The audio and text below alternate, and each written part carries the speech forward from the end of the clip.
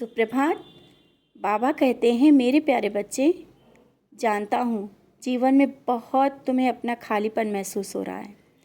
कुछ अपनों के दूर जाने के बाद अकेला महसूस कर रहे हो ना। बच्चे ये क्यों नहीं सोचते, अगर ये जगह खाली लग रही है तो उसका भी कोई कारण ही होगा, और वो कारण है मेरा तुम्हारे जीवन में और करीब आना।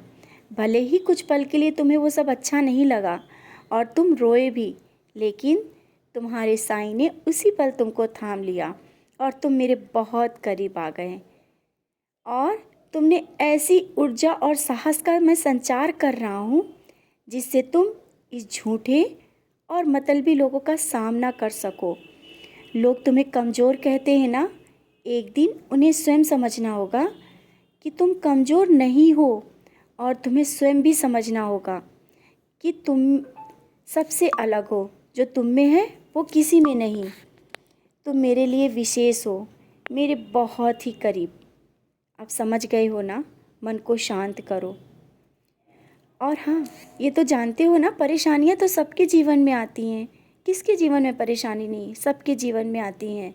लेकिन उससे निकलने का रास्ता तो मैं ही देता हूँ ना, और दे रहा हूँ। हाँ, जिम्मेदारियों का बोझ भी बहुत है।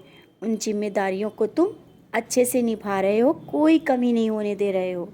और जो कुछ अभी लग रहा है कि कैसे होगा, ज़्यादा ना सोचो, मैं हूँ ना। सब तुम मुझ पर छोड़ दो। तुम बहुत दिनों से, एक बात और है कि पारायण करने की सोच रहे हो ना, अवश्य कर लो। मेरा पूरा आशीर्वाद तुम्हारे साथ है और पारायण अवश्य कर पाओगे। लेकिन हाँ, पारायण करते वक्त जल्दबाजी में नहीं, धीरे धीरे समझते हुए पढ़ना, तभी तो समझ में आएगा।